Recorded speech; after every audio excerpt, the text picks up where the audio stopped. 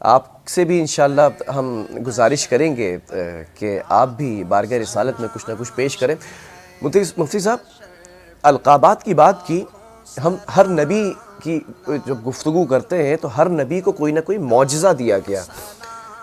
آپ کا ظاہری طور پہ ایسا کوئی معجزہ معلوم نہیں رکھا جائے تو آپ رحمت للعالمین ہیں، ایسا ہی ہے؟ بالکل ایسا ہے، اور تمام انبیاء کو جو صفات عطا کی گئیں وہ سب ملا کر کل ملا کر آپ کی جھولی میں ڈال دی بے گئی۔ شک۔ کسی نبی کو اگر خلق ملا، کسی کو صبر ملا، کسی کو اطاعت ملی، کسی کو لحن ملا، کسی کو آواز ملی، کسی کو حسن ملا، کسی کو خوبصورتی ملی، تو ان تمام صفات کو جمع کر کے جناب نبی کریم صلی اللہ علیہ وسلم کی جھولی میں ڈال دیا گیا۔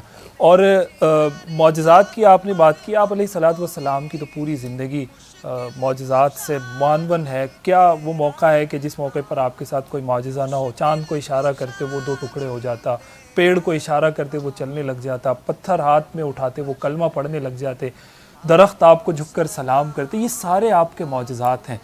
لیکن اگین وہی ظاہر ہے، مجھے معلوم ہے وقت کا اختتام کی طرف جا رہا ہے، تو آج کے نوجوان کے لیے پیغام بلال بھائی یہی بہت ہے ضروری ہے کہ جناب نبی کریم صلی اللہ علیہ وسلم، نوجوان کے لیے کہ آج کے ہر امتی کے لیے، آج ہم یہ سمجھتے ہیں کہ جی نبی کریم صلی اللہ علیہ وسلم کی سیرت، قرآن مجید، دین، شریعت، یہ شاید اس وقت کے لوگوں کے لیے تو رہنمائی تھا، لیکن آج کے زمانے، آج کے معاشرے کے لیے بھی کیا اس میں رہنمائی ہے؟ آج تو وقت بدل گیا ہے، جذبات بدل گئے ہیں، ایڈوانسمنٹ کی طرف دنیا چلی بالکل گئی ایسا ہی ہے، ہے۔ تو کیا آج بھی ہمارے لیے اس میں رہنمائی ہے؟ تو جی بالکل ہے۔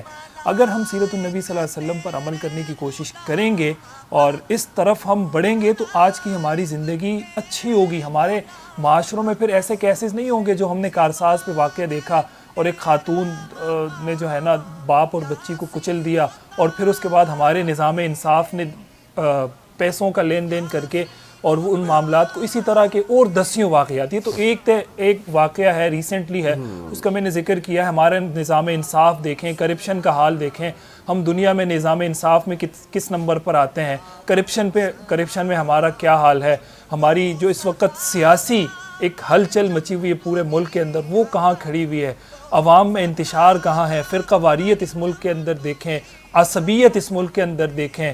نظام مصطفیٰ ہی اس کا حل ہے۔ نظام مصطفیٰ حل تو ہے، لیکن ہم آپ علیہ السلام کی سیرت کو اپنائیں تو صحیح، انفرادی زندگی میں تو اپنائیں۔ یعنی کیا میں نے ہمیشہ حکمرانوں کو ہی کوستے رہنا ہے کہ جی میرا حکمران، میری حکومت، میری ریاست ٹھیک ہے، بالکل صحیح۔ ان سب کی ذمہ داریاں ہیں، لیکن میری انڈیویجولی بھی تو کوئی ذمہ داری ہے، بنتی سوسائٹی ہے۔ میں میں بھی تو ایک فرد کی حیثیت سے جی رہا ہوں۔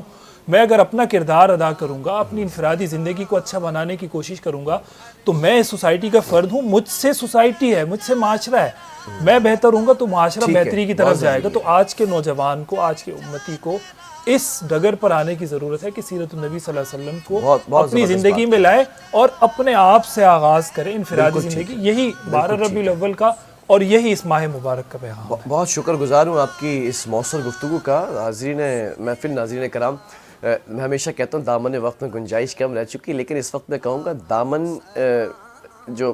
وقت ہے نا وہ اور سمٹ چکا ہے، اتنا سمٹ چکا ہے کہ میرے پاس اب اس وقت کہنے کے لیے الفاظ تو ہیں لیکن وقت موجود نہیں ہے۔ اسی کے ساتھ اپنے میزبان بلال خان کو دیجیے اجازت، لیکن ایسے اجازت نہیں دوں گا۔ نقشبندی صاحب، آپ سے میں نے وعدہ کیا تھا کہ میں گزارش ضرور کروں گا بارگاہ رسالت میں کچھ پیش کرنے کے لیے، تاکہ ہم بھی منور ہوں آپ کی ثناخوانی سے اور ہم رجسٹرڈ کرائیں خود کو آگے۔ السلام علیکم ورحمۃ اللہ۔ کھلا ہے سبھی کے لیے باب رحمت،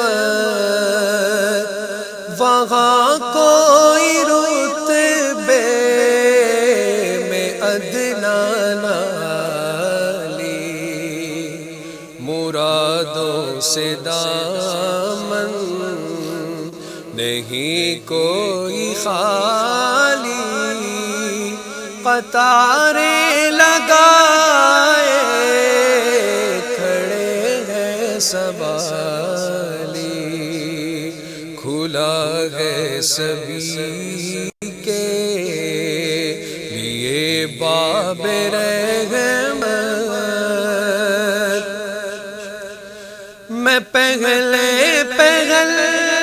جب مدینے گیا تھا تو تھی دل کی حالت تڑپ جانے والی، وہ دربار سچ مچ میرے سامنے تھا، ابھی تک تصور تھا جس کا خیالی،